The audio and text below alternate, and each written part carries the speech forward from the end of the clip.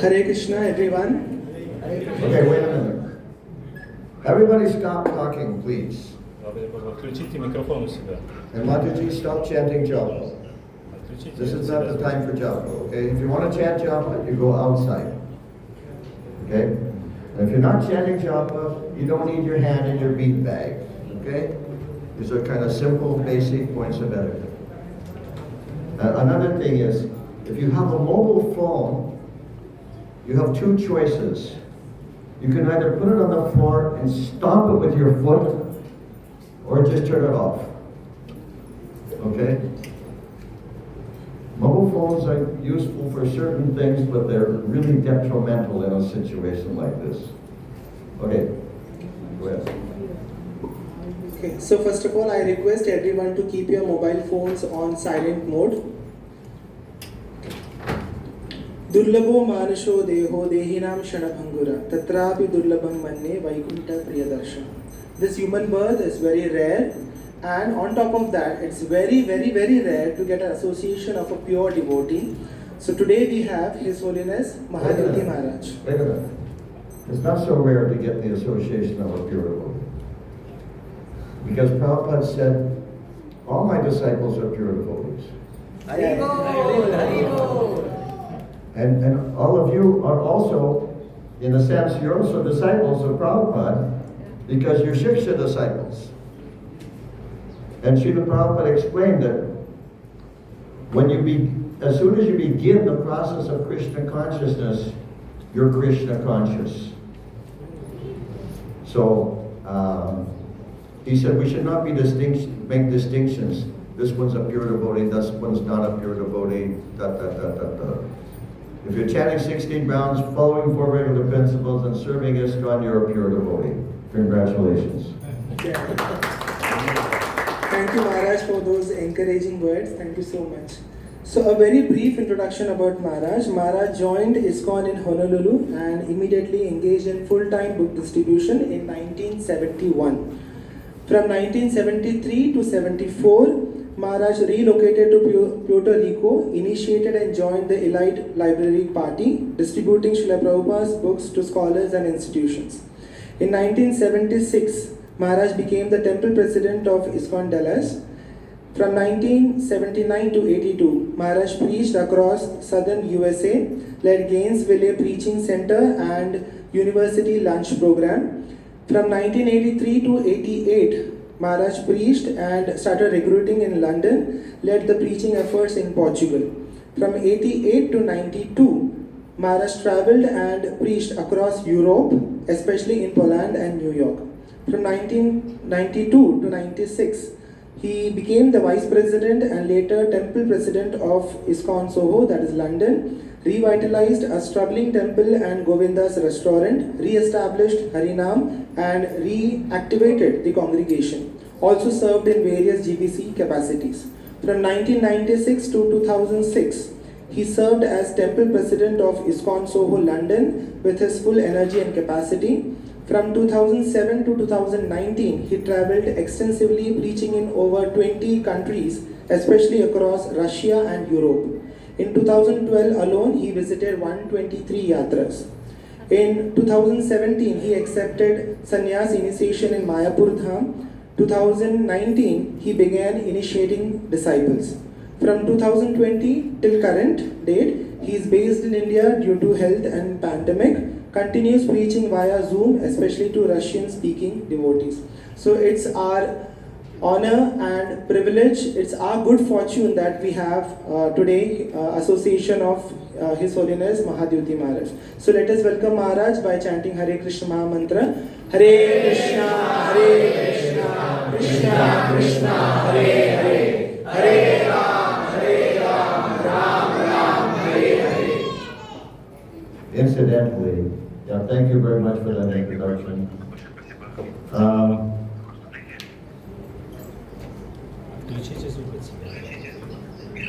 Where are we hearing?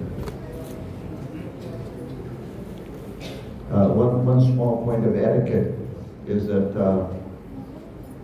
when I joined ISKCON, I asked the devotees, why did they hold their hands like this? And they said because it's a sign of surrender. You're open. You're ready for the mercy.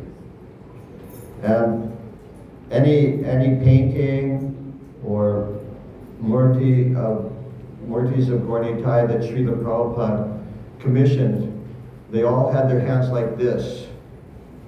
Now, devotees have been speculating and they have their hands all kinds of ways. But Prabhupada told Dhananjaya Prabhu in 1975 to make Gaura deities to distribute on the street on Sankirtan. And he specifically said how to hold the hands like this, okay? Now, for some reason, it's become fashionable in ISKCON to hold your hands like this.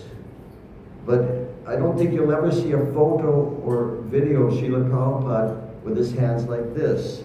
It's always like this. And Gaura Nitai came to this world to show us how to be devotees. And as I said, for the murtis and paintings that Prabhupada authorized at Gaura Nitai, always like this, okay? So even though when you go to Mayapur, you have a whole temple room full of thousands of devotees, they're all like this. But this is not coming in line with the cyclic succession. It's just an invention. This means we're open. We're ready for the mercy. To me, this looks like, stop. No more mercy. I can't take it. Okay? Now, one small point is that, can we get some air in here somehow? Can we turn on these fans, or do you have air conditioning or something?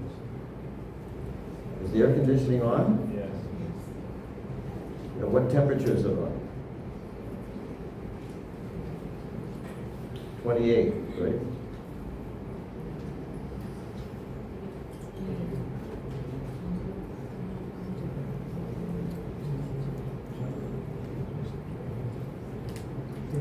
It's 24. 24? Yeah. Too hot. Make it 22. Yeah. It's, A lot of people, you know.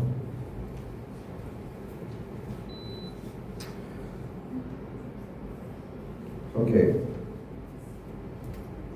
We didn't chant yet, did we? Where are the cartons?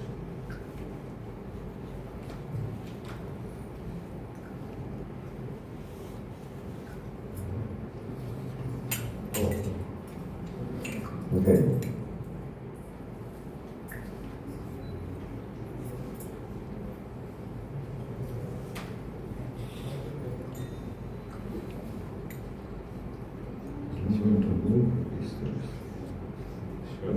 Is there another pair of cartels? Okay. Somebody have a knife or scissors, we can cut this string because this way they're more like handcuffs. You know, I'm captured. How am I supposed to do anything? Okay, I'll just clap.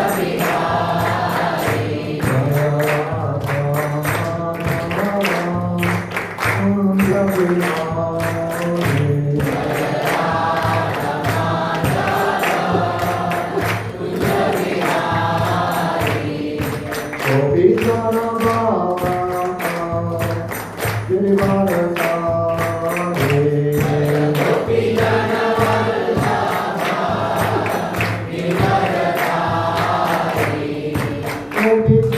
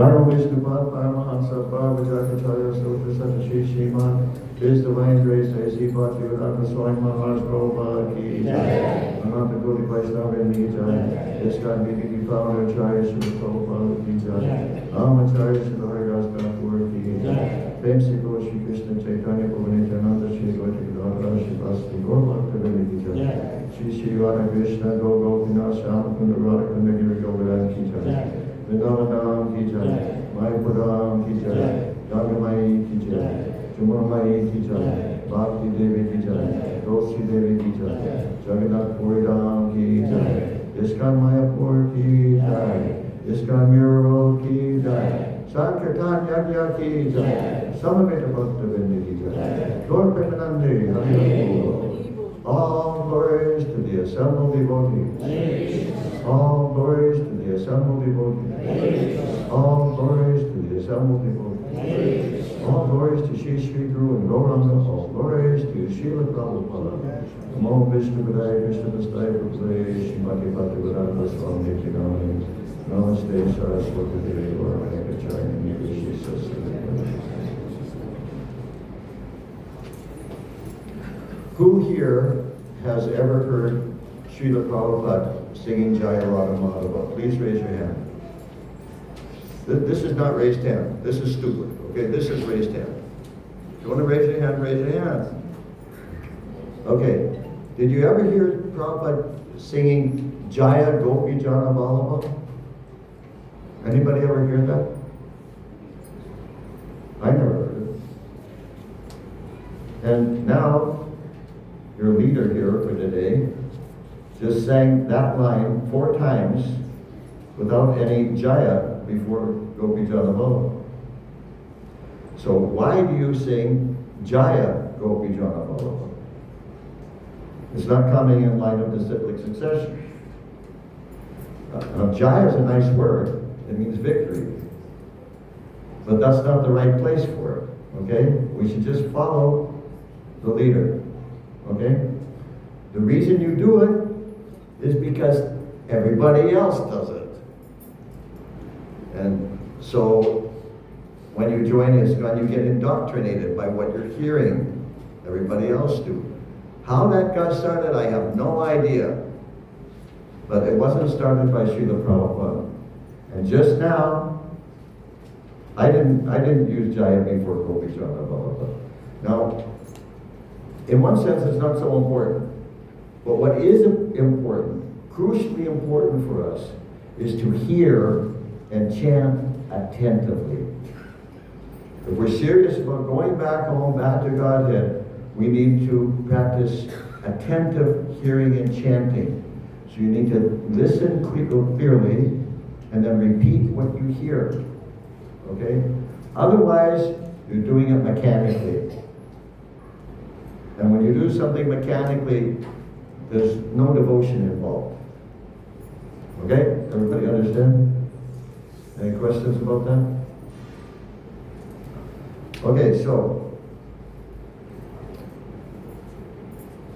Om Jnana Timirandasya Jnanandana Shavakaya Chakshurmilitanvena Tasmai Shri Gurave Namaha. I was born in the darkest ignorance, and my spiritual master opened my eyes with the torchlight of knowledge. I offer my respectful obeisances unto him. Vanchakalpa Rubhyascha Kripasinubhevacha Patitana Pavanebhyo Vaishnavebhyo Namo Namaha. I offer my respectful obeisances unto all the Vaishnava devotees of the Lord, who can fulfill the desires of everyone just like desire trees, and who are full of compassion for the fallen conditioned souls. Om Namo Bhagavate Vasudevaya. Om Namo Bhagavate Vasudevaya. Om Namo Bhagavate Vasudevaya. Om Namo Bhagavate Vasudevaya. Om Namo Bhagavate Vasudevaya. Om Namo Bhagavate Vasudevaya. So today, well, yesterday was the anniversary of the incorporation of ISKCON in New York City, July 1966. So what's that? That's like 60 years ago. And we're very fortunate because Satsvarup Das Goswami has compiled the Srila Prabhupada Lilamrita, which you see up here. On the top tier, and the top tier is in English, second tier is in Hindi. Who has this set of books? The Srila Prabhupada Lilamrita. Raise your hand if you have this. Okay, good. Next thing is to read it. And those of you who don't have it, you can buy it today. Who's in charge of the books? Where's Krishnananda Prabhu? Oh, he's not going to be there. Okay, somebody else is in charge of the books? What's the name of your contact person? Your Maharaja Seva does? Jivan. Okay, so there's only 2 sets up here on the display. Yes, sir. What is Can you come here? I can't hear you. There's Yes, one ma'am. set in Hindi and one set in English. Yes. We'll get the additional. What's that? We'll get the additional copy. Yeah, 5 kilometers away, we have some more. No. Yeah, no, my point is, we're here now, you understand? Yeah. We don't want to have to sit and wait while you go and get them, okay? I'll get it. So you go get more now, Yeah. okay, in both languages. Yep. Thank you, okay? So I don't think we have enough sets for everybody here, but some of you can buy some sets. And Maharaja Seva Prabhu, Yes. how much do they cost? How much do they cost? I just. Oh, God. Pretty difficult to sell books when you don't know the price. Okay. So, I'm going to be reading from Srila Prabhupada Lilamrita, and also paraphrasing some things. And this incident of incorporating ISKCON, this is a really, really big deal. It's a really, really important. People don't recognize it now, most people. But Prabhupada said there will become a time in history when people will recognize such a momentous event. So, we shall call our society ISKCON. Prabhupada had laughed playfully when he first coined the acronym. He had initiated the legal work of incorporation that spring while living on the Bowery. But even before its legal beginning, he had been talking about the quote, International Society for Krishna Consciousness, unquote. And so it had appeared in letters to India and in the Village Voice, a local newspaper. A friend had suggested a title that would sound more familiar to Westerners. Quote, International Society for God Consciousness. But Prabhupada had insisted, Krishna Consciousness. God was a vague term, whereas Krishna was exact and scientific. God consciousness was spiritually weaker, less personal. Prabhupada explained sometimes that God is a position, like president is a position. But who's the person who holds the position?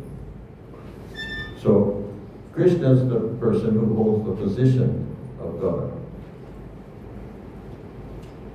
And if Westerners didn't know that Krishna is God, then the International Society for Krishna Consciousness would tell them by spreading his glories in every town and village. Krishna consciousness, the phrase Krishna consciousness, was Srila Prabhupada's own rendering of a phrase from Srila Rupa Goswami's Padyavali, written in the 16th century. Krishna Bhakti Rasa Bhavita, to be absorbed in the mellow taste of executing devotional service to Krishna. That's the history, that's what Krishna consciousness means. To be absorbed in the mellow taste of executing devotional service to Krishna. But to register ISKCON legally as a non-profit, tax-exempt religion required money and a lawyer. There was one of the people who had been coming to Prabhupada's classes was named Carl Jurgens. Carl Jurgens had already gained some experience in forming religious, political, and social welfare groups. And when he had met Prabhupada on the Bowery, he had agreed to help. He had contacted his lawyer, Stephen Goldsmith. Stephen Goldsmith, a young Jewish lawyer with a wife and 2 children, in an office on Park Avenue, which is a prestigious address, was interested in spiritual movements. When Carl told him about Prabhupada's plans, he was immediately fascinated by the idea of setting up a religious corporation for an Indian Swami. He visited Prabhupada at 26 2nd Avenue, and they discussed incorporation, tax exemption, Prabhupada's immigration status, and Krishna consciousness. Mr. Goldsmith visited Prabhupada several times. Once he brought his children, who liked the soup the Swami cooked. He began attending the evening lectures, where he was often the only non-hippie member of the congregation. One evening, having completed all the legal groundwork and being ready to complete the procedures for incorporation, Mr. Goldsmith came to Prabhupada's lecture and kirtan to get signatures from the trustees for the new society. Now,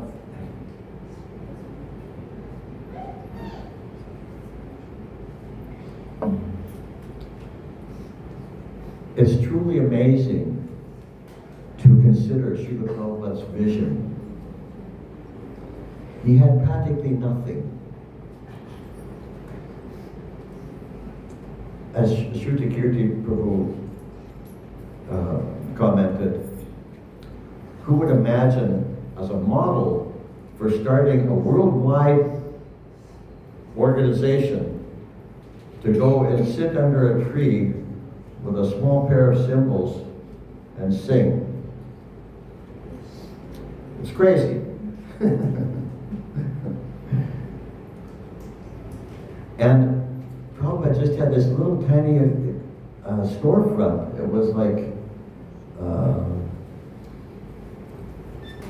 let's see how to explain it. It was probably about maybe 5 meters long, maybe 6 meters long, and maybe 4 meters wide, something like that.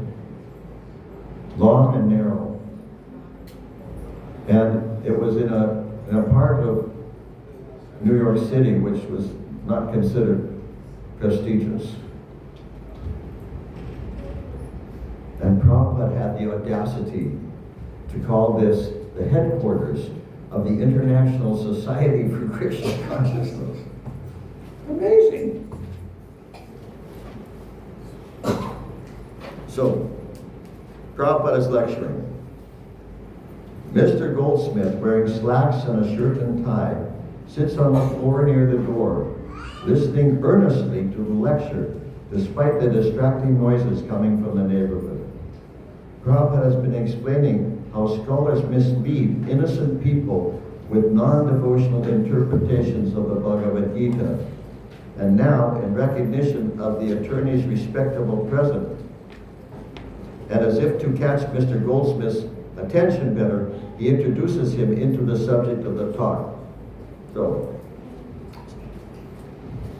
Prabhupada has been explaining how scholars mislead innocent people with non-devotional interpretations of the Bhagavad Gita. Anybody here have that experience? Probably all of you. Probably from the time that you were children, you knew about Bhagavad Gita, right? But those Bhagavad Gitas are all bogus because they leave Krishna out. They're impersonal interpretations of Bhagavad Gita. Those Bhagavad Gitas do not make devotees of Krishna. Therefore, Prabhupada very intelligently called his Bhagavad Gita as it is, in contrast to all the Bhagavad Gitas as they are not.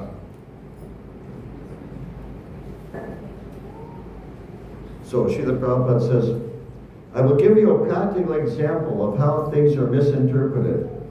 Just like our president, Mr. Goldsmith, he knows that expert lawyers by interpretation can do so many things. Now this Mr. Goldsmith, he wasn't exactly a serious follower of Srila Prabhupada. And he was just the lawyer who was doing the legal work. So Prabhupada's so clever. He said, Mr. Goldsmith, our president. What president? There was no organization yet. How can you have a president?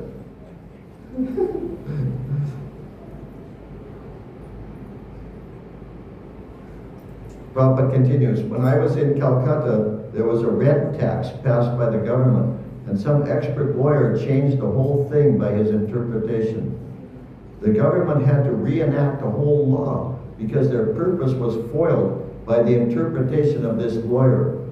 So we are not out for foiling the purpose of Krishna, for which the Bhagavad Gita was spoken.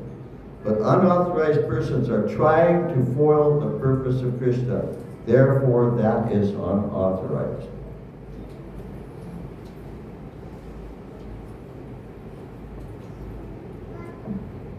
We have to understand Krishna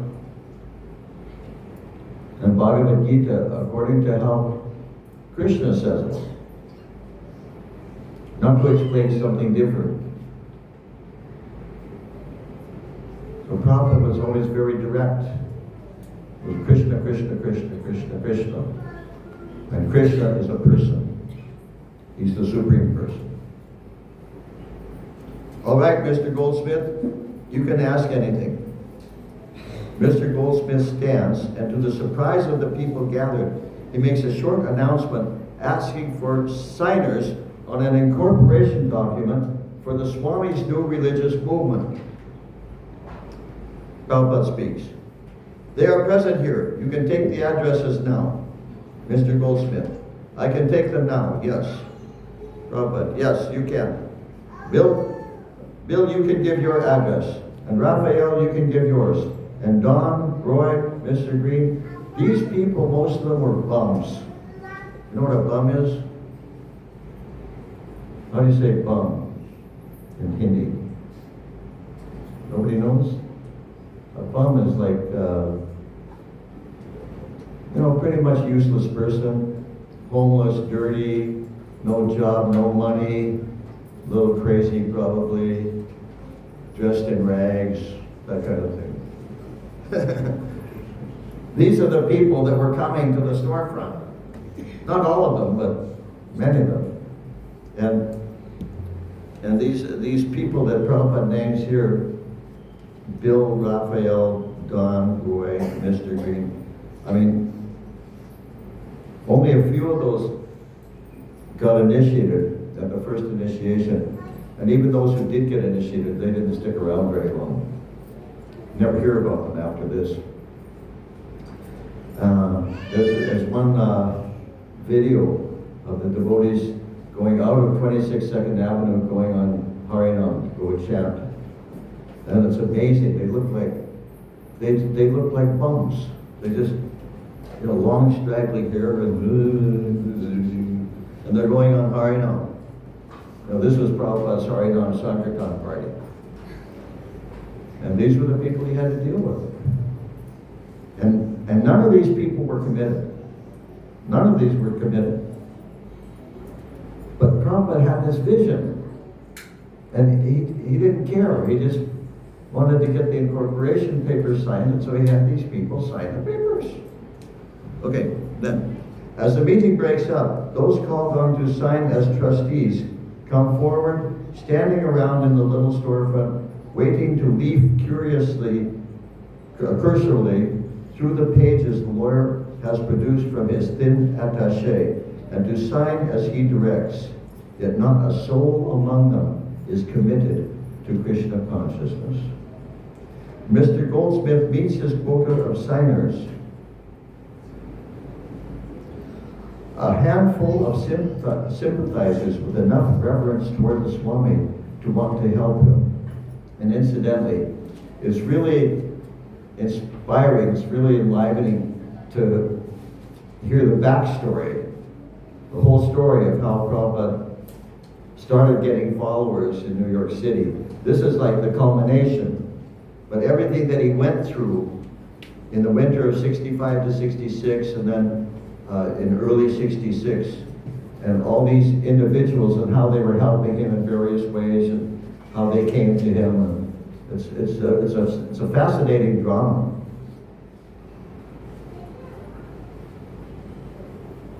The first trustees, who will hold office for a year, quote, until the first annual meeting of the corporation. What corporation? First annual meeting, Our Michael Grant, who puts down his name and address without ever reading the document, Mike's girlfriend Jan, and James Green.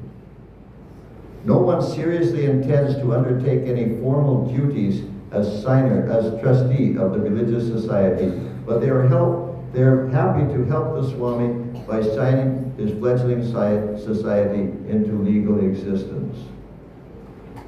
According to law, a second group of trustees will assume office for the second year. They are Paul Gardiner, Roy, and Don. The trustees for the third year are Carl Jurgens, Bill Epstein, and Raphael. It's really interesting to me that these people are called trustees. How do you trust people like this? They have no real connection to Prabhupada. I mean, no solid, committed connection to Prabhupada. And some of them didn't even get initiated. This was July 11th. And then the first initiation was on Prabhupada's Vyas Puja Day, which I think was at the end of August or the middle of August. So a few of these people that are named here, they didn't even stick around long enough to get initiated. And then among those who got initiated, some of them just left right after that. They didn't take it seriously.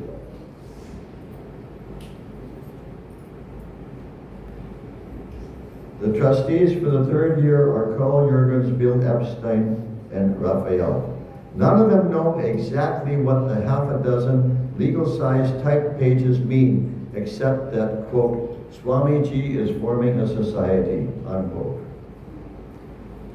Why? Why form a society? Why incorporate it? for tax exemption in case someone gives a big donation, and for other benefits an official religious society might receive. But these purposes hardly seem urgent or even relevant to the present situation. Who's going to make donations? Except maybe Mr. Goldsmith, who has any money? None of them had any money. But Prabhupada is planning for the future, and he's planning for much more than just tax exemptions. He is trying to serve his spiritual predecessors and fulfill the scriptural prediction of a spiritual movement that is to flourish for 10,000 years in the midst of the age of Kali. Within the vast Kali age, a period which is to last 432,000 years, the 1960s are but an insignificant moment. The Vedas describe that the time of the universe revolves through a cycle of 4 seasons or yugas, and Kali Yuga is the worst of times, in which all spiritual qualities of men diminish until humanity is finally reduced to a bestial civilization devoid of human decency. However, the Vedic literature foretells a golden age of spiritual life, beginning after the advent of Lord Chaitanya and lasting for 10,000 years, an eddy that runs against the current of Kali Yuga. With a vision that soars off to the end of the millennium and beyond, yet with his 2 feet solidly on the ground of 2nd Avenue, Prabhupada has begun an international society for Krishna consciousness.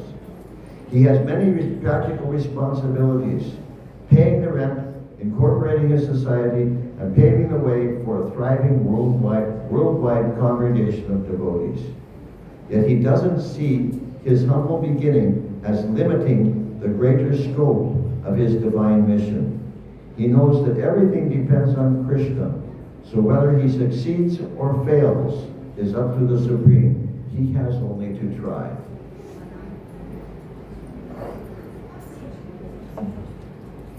And that's an example we can follow.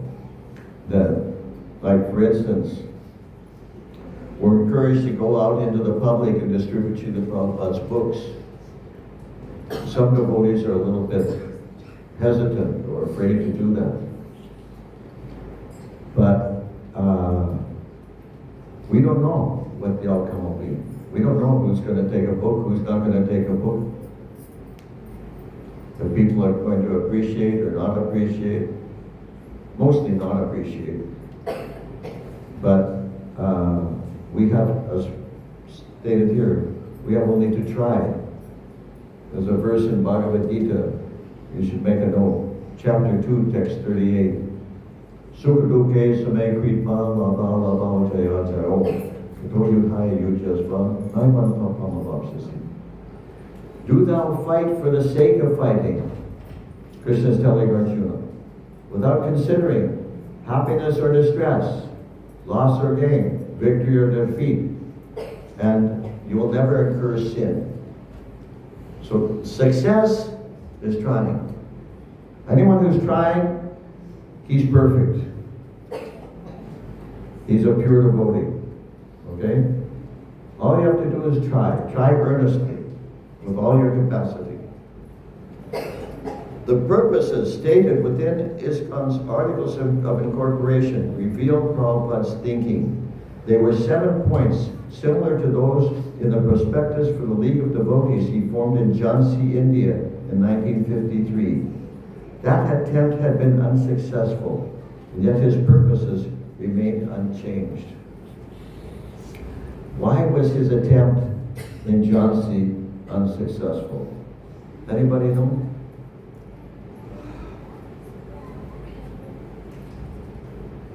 He was preaching the same thing in Jhansi. Anybody know where Jhansi is? Madhya Pradesh. Yeah? Okay. And he was preaching the same thing in Jhansi that he was preaching in New York City. So why was, and that was what, 13 years later. So why was he unsuccessful in Jhansi? But he was successful in New York City. Who knows? Not you, you can't. Nobody knows?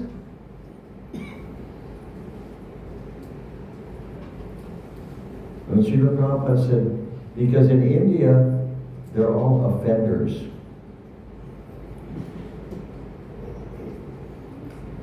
And the reason he said they're offenders is because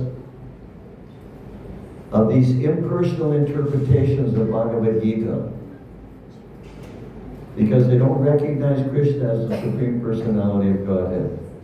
Either they're impersonalists or demigod worshippers. And they put Krishna on the same level as all the demigods, or even lower. And therefore they're offenders, and they can't hear, they can't get it. Prabhupada was trying so hard, but he got no response.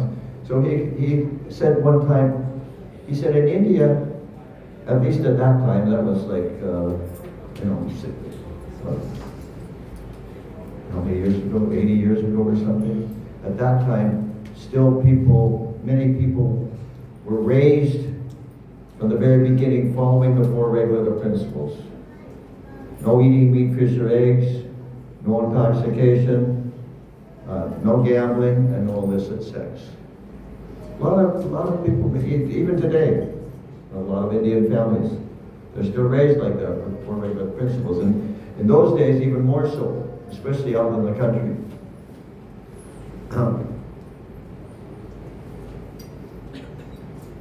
But they were offenders. And then Prabhupada said, but I came to your country, he meant America. He said, and all of you were breaking all these four regular principles. The hippies, that was their lifestyle, was breaking all the four regular principles. That's what they did every day from the moment they got up, breaking the four regular principles. They didn't even know they were regular principles. And he said, but you are accepting. In India, they didn't accept, but you are accepting. Why are you accepting and they didn't accept? He said, because even though your lifestyle is breaking the four regular principles, but you are innocent. You don't know. You don't know who is God. You don't know who is the truth, and you're willing to admit it.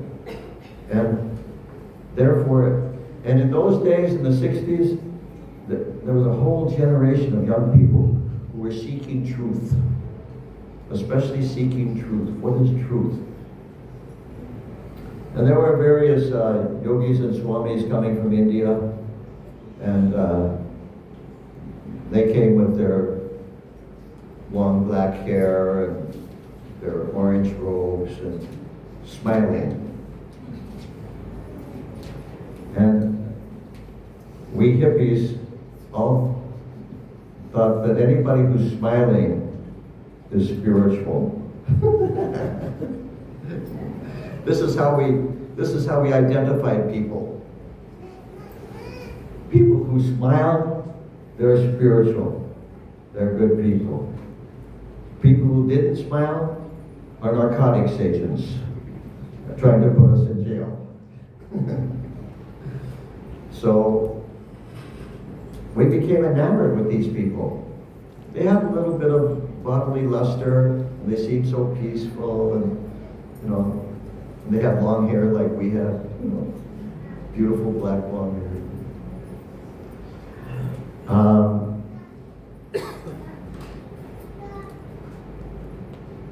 But they didn't make any devotees of Krishna. None of them made devotees of Krishna. Because they weren't teaching Krishna consciousness. They were just teaching impersonalism. Like Prabhupada mentioned Vivekananda, who gave a famous lecture, I think it was in Chicago in 1890 something. And he's so well known, and he was popular, but he didn't make one devotee of Krishna. At that time, I was also seeking the truth, and I was reading different things, various things.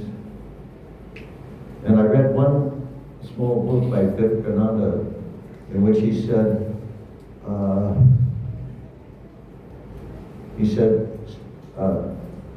one good man who eats meat is better than 6 bad men who don't eat meat. I closed the book. I didn't want to hear any more. So anyway,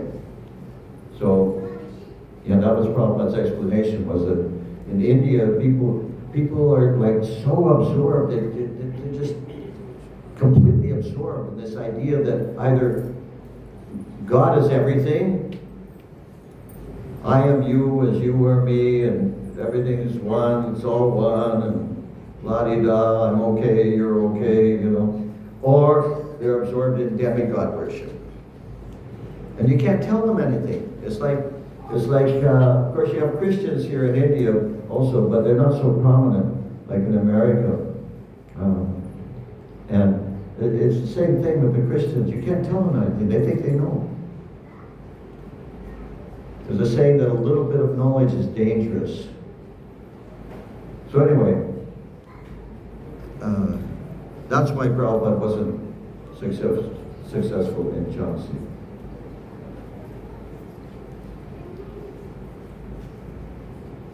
So these are the 7 purposes of the International Society for Krishna Consciousness. Everyone should know these purposes. This is like a mission statement. You should know the mission that you're involved in, okay?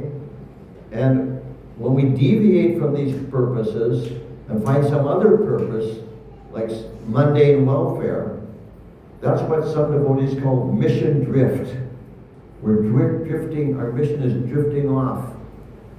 It's like one devotee, one cowherd devotee in New Vrindavan told me one time that when he's herding the cows, so the cows are plodding along like this. He said, but sometimes one cow will kind of veer off to the side, and he's in danger. The cow's in danger of falling into the ditch. And once the cow falls into the ditch, it's very difficult to get the cow out, and she may die there. So he said he has this little twig. It doesn't hurt. It's just a small twig. He just taps her on the nose a little bit, and then she gets back in line. So it's like that.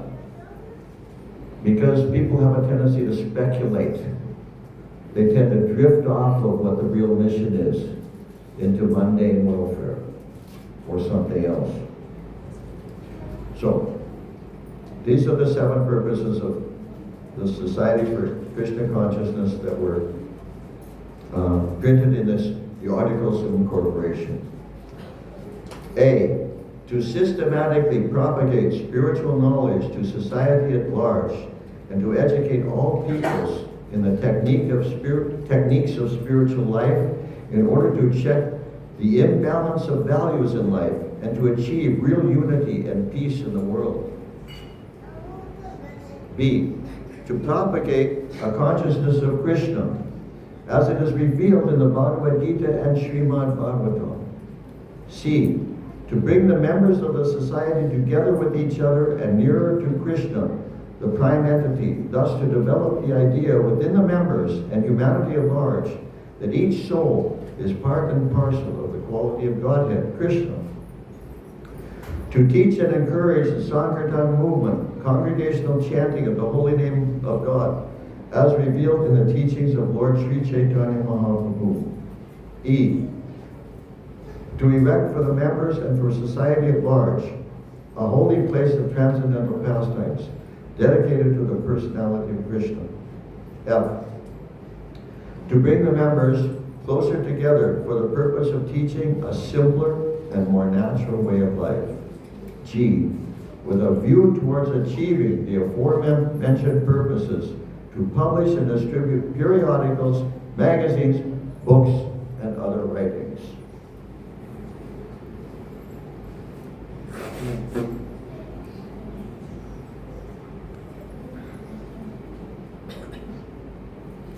Regardless of what ISKCON's charter members thought of the Society's purposes, Prabhupada saw them as imminent realities.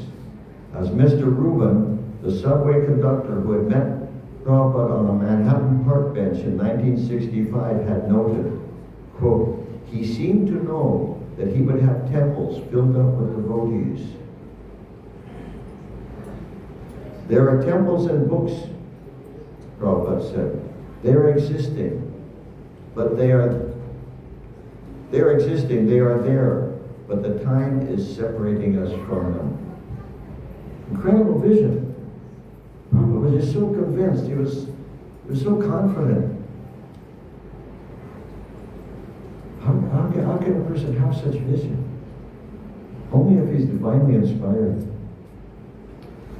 Okay, we'll stop there. So, there's more, but we'll stop there. Any questions or realizations you'd like to share? Do we have a cordless microphone? Can pass it around if somebody wants to say something? Hare Krishna. Anybody has any question, you can ask.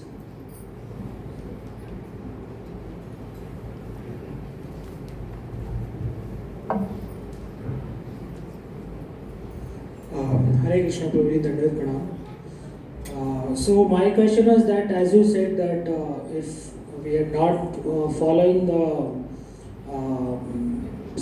following through the succession of whatever have been taught by Srila Prabhupada, so it will be like a mechanical thing. Excuse me, I can't understand anything you're saying.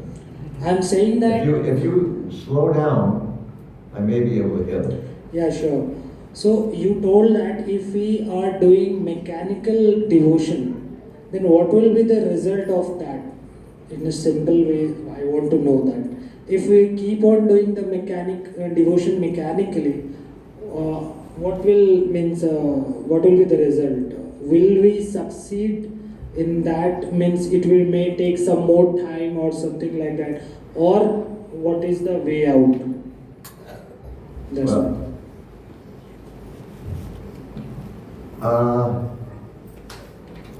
Doing it mechanically is better than not doing it.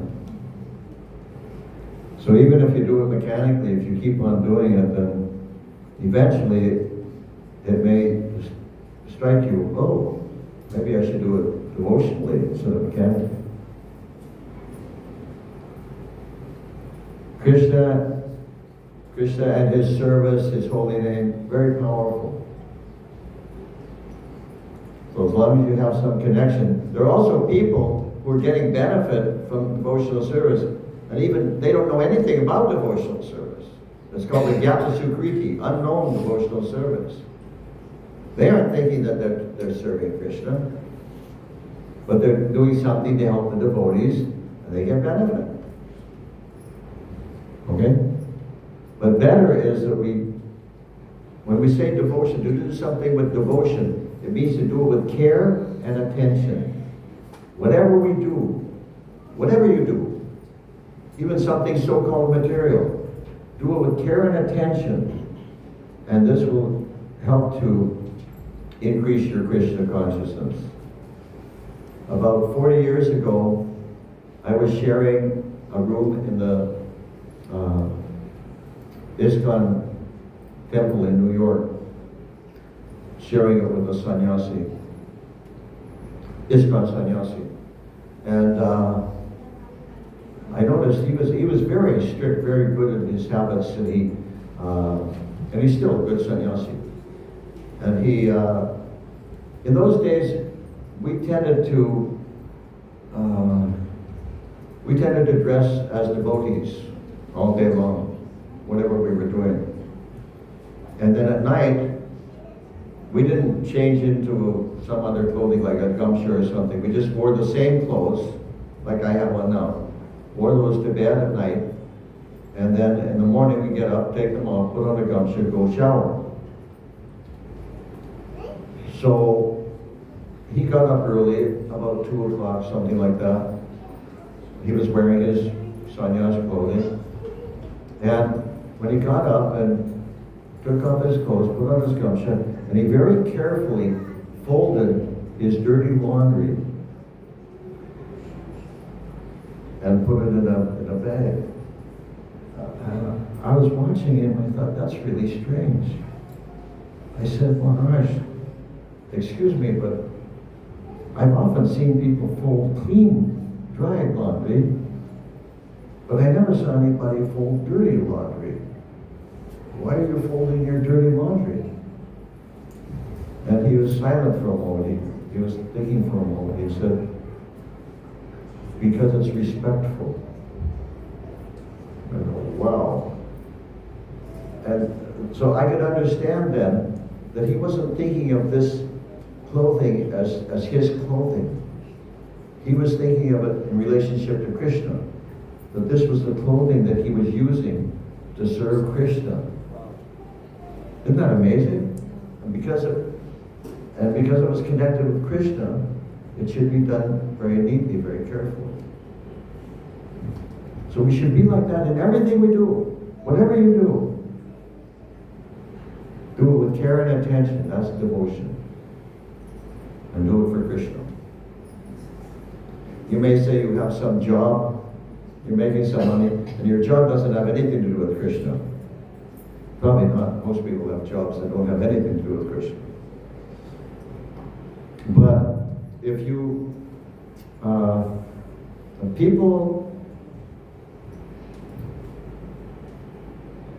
people have jobs mainly for one reason, and that's to make money.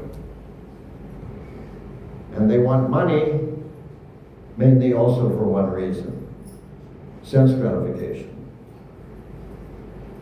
They say, well, I need this, I need that. But a lot of times people confuse their needs with their wants, or they confuse their wants with their needs. They think because they want it, they need it. No. What you need is not very much, actually. But anyhow, as one of the acharyas pointed out, there's a verse in the 4th chapter of Bhagavad Gita. How does it go? Bodhaya? I can't remember how it starts, but they're talking about 3 different kinds of activities. Karma, vikarma, and akarma.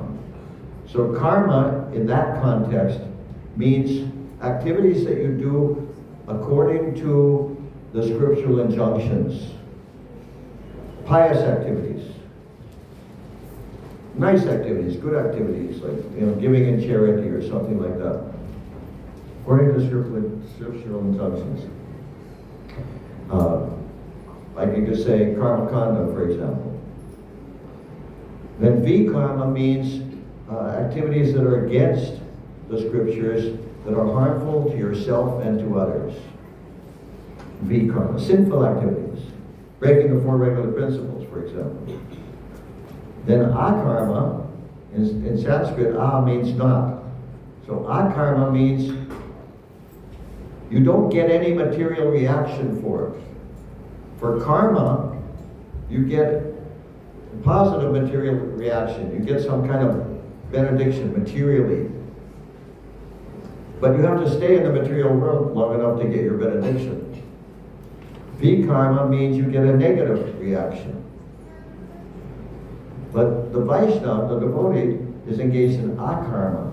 There's no material reaction, not positive or negative. It's completely transcendental. So what was the point I was making? Oh yeah, so I was reading one of the acharyas, I forget who it was, who said that although we have these 3 categories, karma, vikarma, and akarma, he said, actually, even karma is sinful because it's not for Krishna. He said, if it's not for Krishna, it's sinful. So whatever you do that's not directly for Krishna, it's sinful. So how do you purify it? Because let's say you have to make money to support your family, etc., etc. Okay? And the way to purify it, one way to purify it, is that you give some portion of your earnings to the sadhus for spreading Krishna consciousness. And that way there's a connection. It's indirect, but there's a connection. So somehow or other you use your job for serving Krishna. Or let's say, for instance, there's one devotee I know who's a lawyer, and he uses his knowledge of the law to help devotees. So that way he's purifying, he's getting paid for his law work, but he's getting purified because he's serving the devotees. It doesn't charge the devotees money. So, anyway. Yeah, so whatever we're doing, we should do it with care and attention. And see how it's related to Krishna. And if it doesn't have any relationship to Krishna, maybe you shouldn't be doing it. Okay, something else? Well, Anybody else would like to ask questions? wait, it's getting a little bit late, and I want to have time to say something about Prabhupada's books. But you want to, okay, one more. Hare Krishna Maharaj. Hare Krishna Maharaj. Hare Krishna, speak slowly. I'm not very good with Indian accents. Yeah, it's a personal question to you. You just mentioned that you were reading a book by Vivekananda. Yeah. And you mentioned that he had said that 6 meat-eater person. No, yeah, I think he said that. One. So the one person eating meat is better than 6 who don't eat meat. Something like that. So, at the early age you joined ISKCON. What's that? At a very early age of your life. Yeah. I mean, that was before I joined ISKCON. Yeah, that Yeah. before ISKCON. So my question is, what inspired you to join ISKCON? What was that spark which you saw? Because that time ISKCON was not established what it is today. Yeah. So what made you dedicate your whole life to join ISKCON? Well, one thing was suffering. Suffering is a fantastic impetus for taking shelter of Krishna. Prabhupada says in a purport in the 6th canto of Srimad Bhagavatam that suffering is a kind of purification. Well, as I said, I was one of these people.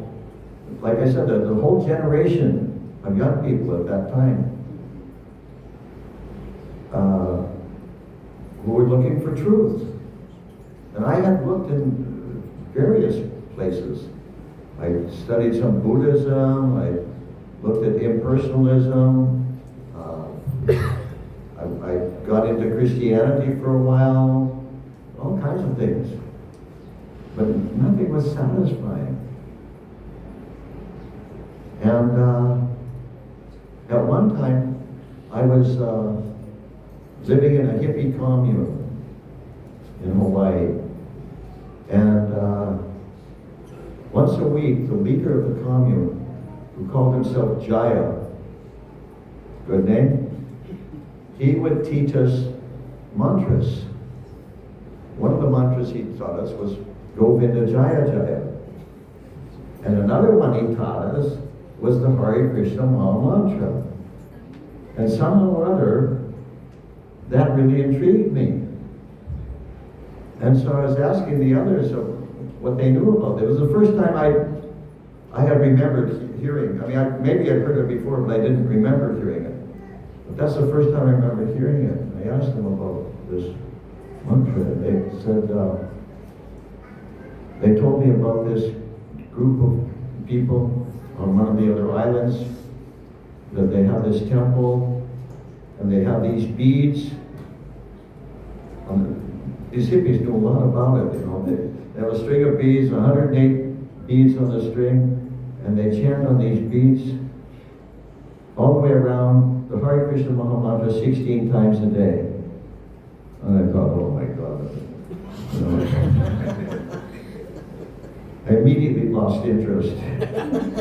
No, I had this picture in my mind of these monks sitting in this room, facing the wall, just all day long, chanting on their beads. And I thought, that's definitely not for me. But not very long after that, I was working on a vegetable farm up near the volcano. And in one sense, it was a really good life. I had my own cabin to live in, and I was working out in the field there all day, out in the sun, and you know, the boss was a really nice man, and so at one point I found myself thinking, I'm so grateful to God for what, you know, for this kind of life I have. So I wanted to express my gratitude to God. So I thought of all the songs I knew to sing, and mantras, you know. I was raised in the Jewish religion, and so I knew some hymns, Jewish, Hebrew hymns. I sang those a little bit, but I got tired of that. And then I remembered a Christian song in English, sang that, and somehow or other I just lost interest. But then I remembered this Hare Krishna Maha Mantra. So I started singing that. And I found I could sing it all afternoon while I was doing my work. And I didn't get tired of it. I thought, wow, that's really something. And then one thing led to another, and but I was still interested in lots of different things, you know. So I met some people who were in a impersonalist yoga society. You may have heard of it. It's called the Nanda Marga, the Nanda Marga Society. I got involved in that. But then I was in this ashram, the Nanda Marga ashram, and some Hare Krishna devotees came to our ashram, and they were planning to make a big Govardhan Puja feast for the hippies. But typical Hare Krishna devotees, they didn't have any facility at all. They had no money, they had no vehicle, and they had no place to stay. In that city, there was no Hare Krishna temple. So they were living in a tent on the beach. And they asked us if they could stay with us in our impersonalist yoga ashram. So we were impersonalists, so we thought, well, it's all one. It's all the same. I am you as you are me. And so we said, yeah, sure. You can stay at our ashram, we have some room. Big mistake. We didn't know that they were subversive, and their real purpose was to take over. But anyhow, they were always chanting Hare Krishna. And they were trying to get me to chant Hare Krishna. They were trying to get all of us to chant Hare Krishna. But I resisted. I thought they were too pushy. I liked the mantra, but I didn't like to be pushed like that, you know. And so I refused to chant. I liked to hear them chanting, but I didn't want to chant. So then one day, I was downstairs in the basement. I was doing my silent meditation. I had a silent mantra from my impersonalist guru, trying to meditate silently. And upstairs, in the main room, there was a big kirtan going on. And I was really trying to concentrate on my silent mantra, but I couldn't concentrate because of the kirtan upstairs. I got really upset. I thought, okay, you know, these are nice people, these Hare Krishna people, but you know, this is too much. You know, I have my own practices to do. And so I just went stomping up the stairs. I thought, I'm going to put a stop to this. And I was going to, you know, run in the room and tell them, stop! But instead what happened was I barged through the doorway and my arms went up like this and I started chanting. And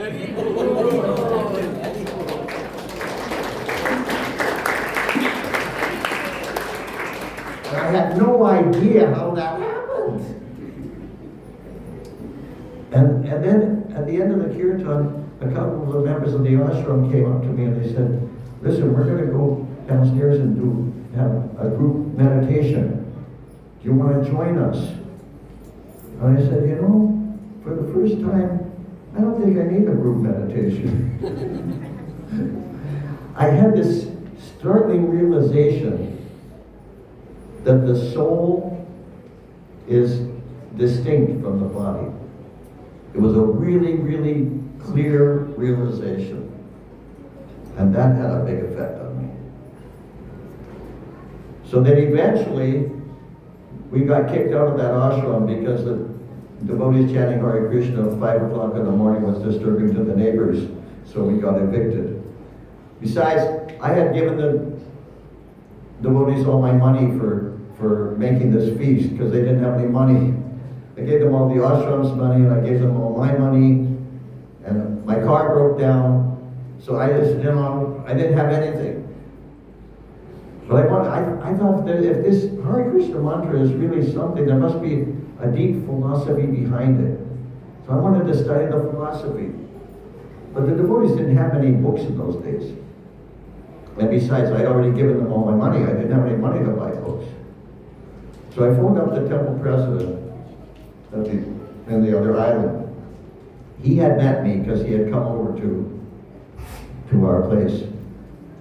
And I asked him if I could stay in the ashram there, in their ashram, and stay in the temple for a couple of weeks and study the philosophy to learn more about it. He said, yeah, sure, come. So somehow I had little money left to get on an airplane to fly to the other island. And the temple president picked me up. And we went to the temple. And this was the middle of the afternoon. And hardly anyone was there because the devotees were all out on Sankirtan. Then about 5:30 or 6 o'clock, they all came back and they were all charged up, they had so much energy. And I was into impersonal meditation, and I was like, whoa, I was peace and love kind of person. But anyhow, things were moving really fast. They took a quick shower, which in that temple was very easy to do because the temple president didn't believe in hot water, and he didn't believe in soap. So the brahmacharis all took a 1-minute shower, and then everybody came downstairs for Shala about 6:30, and everybody had to be in the temple room by 7 o'clock for artik and a short class. So at 6:59, everybody's trying to quickly wash their hands in one small little sink. Went into the temple room, kirtan class, and then after the class, everybody starts running around again. I'm thinking, what's going on? And I followed them out of the temple room and down the stairs, and so one devotee stopped me. He said, he said, stop right there. He said, take off your trousers. But I didn't. And he put a dhoti on me very quickly. He said, no, take off your glasses. Okay, I took off my glasses, tilak, I'm just completely bewildered. I have no idea what's going on. So they were going on to Sankirtan again at 8 o'clock in the evening. This was their regular program. They would go out from 11 to 5:30 or 6, and then they would come back, take a shower, help the shower, kirtan class, and then they go out again from 8 until 10 in the tourist area because that's when the tourists were available. So we went out on Sankirtan. Now in those days, Sankirtan meant public chanting, having kirtan outside public, and distributing some small books. So the devotees had a place outside what is called the International Marketplace, where they had a permission to sit down. So they had sitting down kind of kirtan, and then a few devotees were there. Probably a total of 12 or 15 devotees, I guess. And a few devotees were circulating around, showing people the Back to Godhead magazines and pamphlets. And I was kind of on the edge, observing all this. And it seemed like to me, like the kirtan party was in a little bubble, like a transcendental bubble. This is a very sinful location, unbelievably sinful location. I mean, at one point, some local people came by with a dead pig on a stick. They were going to have a feast. It was horrible. And, a lot of drinking, people were drunk, and it was a very sinful area. But there was this bubble, this little bubble. And that really intrigued me. And I saw that when people were coming by, they would just stop, like stunned. Like you read about the nectar of devotion, you know, just completely stunned. They weren't, it wasn't that they were stopping because they were curious. It was like they were stopping involuntarily. And I remembered that the devotees had told me that this is the highest welfare work. And I had been looking for a long time for some way to do welfare for humanity, but I never found anything satisfying. And they said, this is the highest welfare work because it goes directly to the soul. And it doesn't have to go through any intellectual or other level. Even people don't understand it, they're getting purified by it. And so when I saw these people stopping, like whole families, you know, just like frozen, you know, they look like in a wax museum or something. And then I understood that this mantra is going right to the soul. It really is the highest welfare work. And for those people who are a little bit interested, devotees were distributing philosophy. And I thought the combination is fantastic. And I decided right there, this is how I want to spend the rest of my life. Somehow or other, I was just convinced, right on the spot. So the band came to pick us up at 10 o'clock to take us back to the temple, which was about 5 minutes away. When we got to the temple, there were two brahmacharis shaving their heads. So one of them said, hey, you want to shave your head? And I thought, well, I already have a dhoti. I already have a tilak. I already decided this is how I want to spend the rest of my life, so, okay, why not? So they shaved my head. And they gave me a sikha. But the devotee doing it wasn't so expert, so the sikha is supposed to be in the back of the head like this, but this sikha was kind of on top. And my hair was a little bit curly, so it made me look like a pineapple with curly leaves. And the razor was really dull, so when you have a dull razor, it draws blood. There was blood all over the place. So it looked like my head looked like a pineapple with curly leaves in a battlefield. But still, I had my first sikha. And the next day, I was on full-time Sankirtan. I hadn't even been there 24 hours. And in those days, if you talk to Prabhupada's disciples, you'll find a lot of devotees have stories like that, where their joining was very quick, it was very fast. The commitment was very like this. And at that time, I hadn't met Prabhupada. I had no concept of Prabhupada as an individual, as a person. All I knew about Krishna consciousness was the mantra, and the devotees, and the books, and Prashad.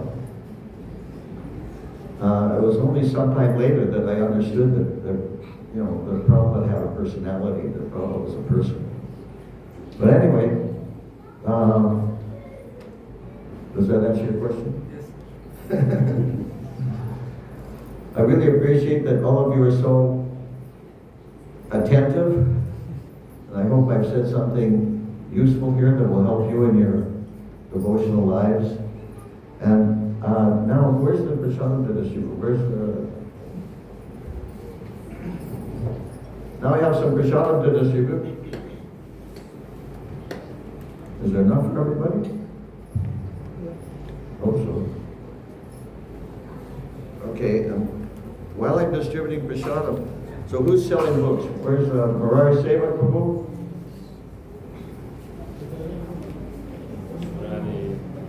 Is that the name? No? Is that your name, Maharaja Seva? Yes. Huh? Murari Jivan Das. Maharaja? Jivan Das. Maharaja Jiva Das. Oh, okay. Maharaja Jiva Das, okay. So,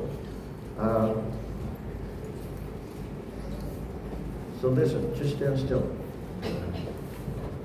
Okay, we have all these nice books by Srila Prabhupada. This is real knowledge. You're not going to get knowledge anywhere else. And especially this Srila Prabhupada's pastime, Srila Prabhupada's life story is so inspiring. My opinion is everybody in ISKCON should read this story. So if you don't already have Lilamrita, you should buy Lilamrita. How much does Lilamrita cost? 350 English. Huh?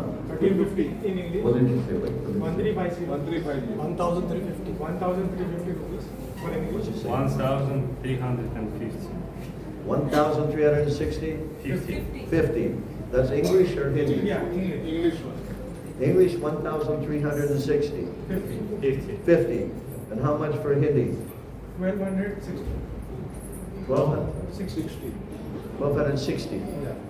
Okay, 1,350 for English and 1,260 for Hindi. Yeah. So it's better if you know Hindi. So these gentlemen, now I understand we have a drama soon, but please forgive me, we're going a little bit late, okay? Everybody just, be peaceful. So these books are available for sale. You should do yourself a favor, do your family a favor for this generation, the next generation, and the following generation, and invest the money, not very much, in these books. It's an investment. It's not an expense. And is the theater going to be on the stage here? Yeah. Okay. Well, I'll go to the back of the room, and if you buy these books, then if you like, I'll sign your books. There's a one-time offer. Because you don't see me here very often, right? So I'll sign your books if you buy these books today. But there are other books also. Krishna book, Bhagavad Gita as it is, Srimad Bhagavatam. We have full sets of Srimad Bhagavatam? Yes? 18 volumes Srimad Bhagavatam. How much in English? 9,200. 9,200 for a whole set of Srimad Bhagavatams, 18 volumes. Wow. Okay, so while I'm distributing the prasad, is somebody going to make a kirtan? We need somebody to do kirtan. Okay? So while I'm distributing this prasad, can you, dear Prabhu, put that away. See how